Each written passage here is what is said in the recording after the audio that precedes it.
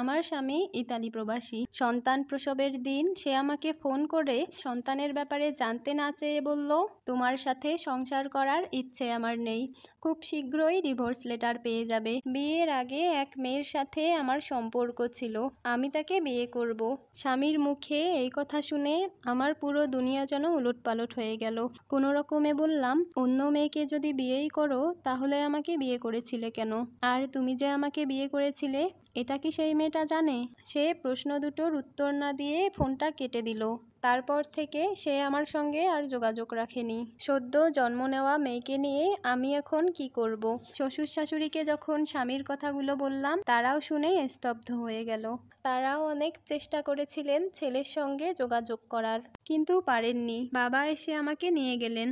যাওয়ার আগে শাশুড়িমা আমাকে বললেন, বৌমা তুমি চিন্তা করো না, আমরা তোমার পাশে আছি, যে কোনো প্রয়োজনে আমাদের তুমি সঙ্গে পাবে। বাবার বাড়িতে আসার কিছুদিন পরেই আমার নামে ডিভোর্স লেটার এলো। তখন ভাবলাম, আমি কি এই অন্যায় মেনে নেব নাকি ওই শয়তানটার বিরুদ্ধে লড়াই করব?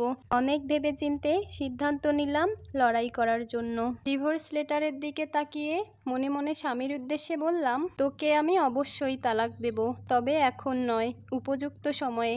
আর এদিকে খোঁজ নিতে থাকলাম কোন মেয়ের সাথে তার সম্পর্ক ছিল আর কবে সে বিয়ে করতে যাচ্ছে। এই তথ্যগুলো খুঁজে পাওয়ার ব্যাপারে আমাকে সাহায্য করেছিল তারই এক বন্ধু। উনি আমাকে বললেন, ভাবি আপনার সাথেও অবিচার করেছে আর এখন আরেকটা মেয়েকে ফাঁদে ফেলতে যাচ্ছে, ওকে আটকানো দরকার, আর এজন্যই আপনাকে সাহায্য করলাম। মেয়ের বাড়ির ঠিকানা এবং বিয়ের তারিখ আমার শ্বশুর শাশুড়িকে জানালাম। এরই মধ্যে সে দেশে এসে গোপনে বিয়ের প্রস্তুতি নিচ্ছিল, কারোর সঙ্গেই যোগাযোগ করেনি।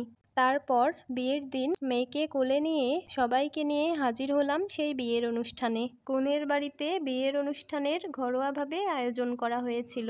নতুন পাঞ্জাবি পরে স্বামী বিছানার উপরে বসেছিল, মুখে ছিল লাজুক হাসি, কিন্তু মানুষজন নিয়ে আমাকে রুমে ঢুকতে দেখে তার হাসি যেন অদৃশ্য হয়ে গেল। হাসির বদলে চোখে মুখে দেখা দিল আতঙ্ক। বিছানার পাশে একটা তুলের উপরে ফুলের ডালা সাজানো ছিল। আমি রুমে ঢুকেই ওই তুলে লাথি মারলাম। তারপর ওকে চড় দেওয়ার জন্য এগিয়ে গেলাম, কিন্তু বাবা আমাকে ধরে ফেললেন। তখন আমার শাশুড়ি বললেন, বেয়াই, ওকে ছেড়ে দিন, বদমাইশটাকে একটা কষিয়ে চড় দিক। তখন বাবা আমাকে ছেড়ে দিলেন। আমি তখন রাগে ক্ষোভে শরীরের সমস্ত শক্তি দিয়ে ওকে একটা চড় মারলাম। আমার পরিচয় ততক্ষণে সবাই জেনে গেছে। মেয়ের বাবা আমাকে বললেন, ছেলে যে আগে বিয়ে করেছে এটা আমাদের বলেনি। এই সময় ভিতর থেকে কনে এসে আমাকে বলল, ও যে আপনার সাথে অন্যায় করেছে এটা অনেক ভয়াবহ, এমন ছেলেকে বিয়ে করার প্রশ্নই আসে না। আমারও ইচ্ছা করতেছে বদমাইশটাকে একটা থাপ্পড় দিতে। সবার সামনে বদমাইশটা লাঞ্ছিত হলো। ওকে জেলে ঢুকিয়ে তারপরে তালাক দিলাম। পুরো দেনমোহরের টাকা আমার শ্বশুর আমাকে বুঝিয়ে দিলেন এবং আমার মেয়ের যাবতীয় খরচের দায়িত্ব নিলেন। মেয়ে আমার কাছে বড় হতে লাগলো, তবে ওর দাদু বাড়িতে নিয়মিত যেত। দাদা দাদি নাতনিকে অনেক ভালোবাসেন। আমার মেয়ের দিকে তাকিয়ে ভাবি, তোকে এমনভাবে বড় করব যাতে কোনো ছেলে তোকে ধোঁকা দেওয়ার সাহস না পায়।